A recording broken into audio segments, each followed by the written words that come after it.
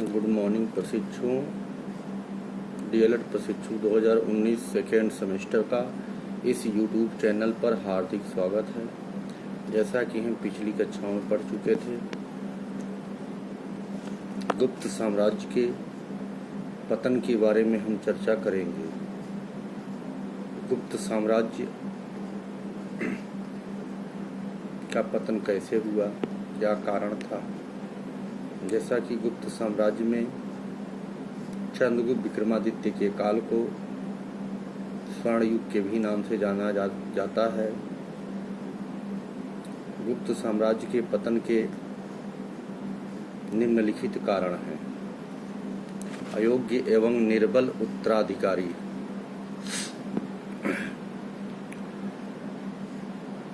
स्कंदगुप्त के उपरांत सिंहासनारूढ़ होने वाले शासक न तो हूणों के आक्रमण का सामना कर पाए और न वे आंतरिक विद्रोहों को दबाने में ही सफल हुए। वास्तव में गुप्त साम्राज्य के अयोग्य एवं निर्बल सत्ताधारी शासकों को देखकर बाह्य एवं आंतरिक शक्तियां प्रबल हो उठी, जिसके कारण गुप्त साम्राज्य के पतन के आसार स्कंदगुप्त की मृत्यु के थोड़े दिनों बाद ही दिखाई देने लगी। बाह्य आक्रमण। हूणों के निरंतर प्रहारों से गुप्त साम्राज्य का स्वरूप खोखला हो गया। इनके आक्रमणों ने गुप्त साम्राज्य की नींव ढीली कर दी। इतिहास का स्वर्णिम युग इस बाह्य आक्रमणों की कालिमा में घिर गया और उसका पतन हो गया। आंतरिक विद्रोह। गुप्त साम्राज्य में गुप्त शासकों की दुर्बलता उजागर होने के बाद आंतरिक विद्रोह होने लगे। छोटे छोटे राज्यों में भी स्वतंत्र होने का मार्ग अपनाया, जिसके परिणाम स्वरूप गुप्त साम्राज्य छिन्न भिन्न होने लगे।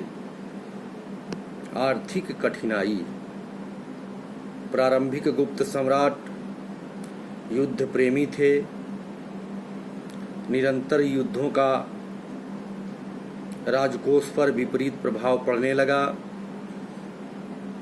साहित्य, कला, दान, पुण्य आदि कार्यों पर भी गुप्त साम्राज्य के शासकों ने व्यय किया, जिससे राजनैतिक एवं आर्थिक अस्थिरता उत्पन्न हो गई। परिणाम स्वरूप गुप्त साम्राज्य का पतन हो गया। सामंतवाद का उदय। समुद्रगुप्त ने अनेक राजाओं को पराजित कर उनके राज्यों को उन्हें वापस लौटा दिया। इससे भी गुप्त साम्राज्य के पतन होने का कारण बन गया। सैनिक दुर्बलता। गुप्त साम्राज्य की शक्ति का आधार सेना थी।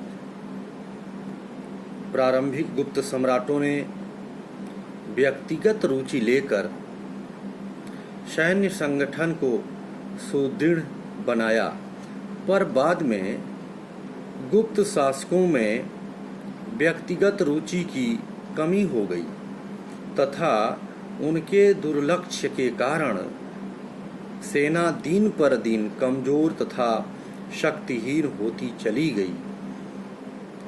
यह भी गुप्त साम्राज्य के पतन का बहुत बड़ा कारण बना।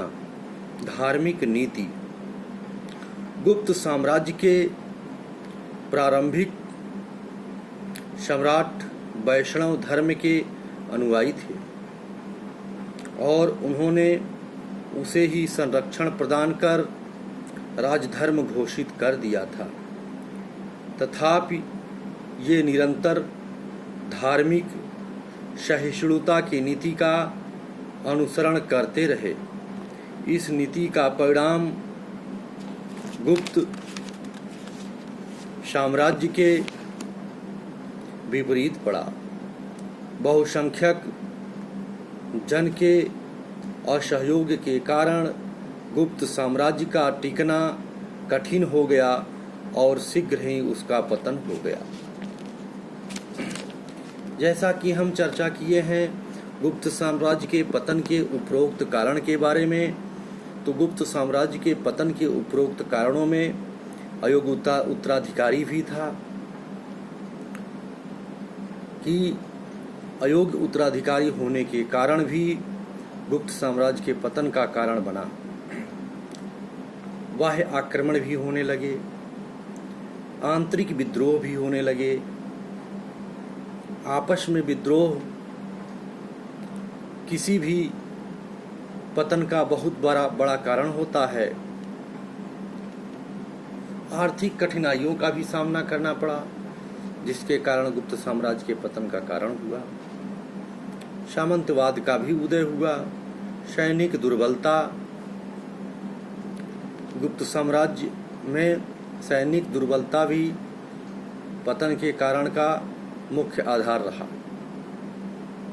धार्मिक नीतियां भी गुप्त साम्राज्य के पतन के पीछे बहुत बड़ा कारण थी।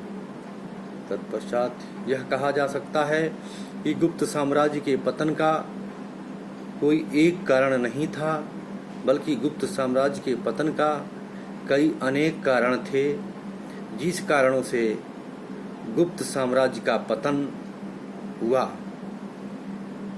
इस तरह से आज यहीं तक। धन्यवाद।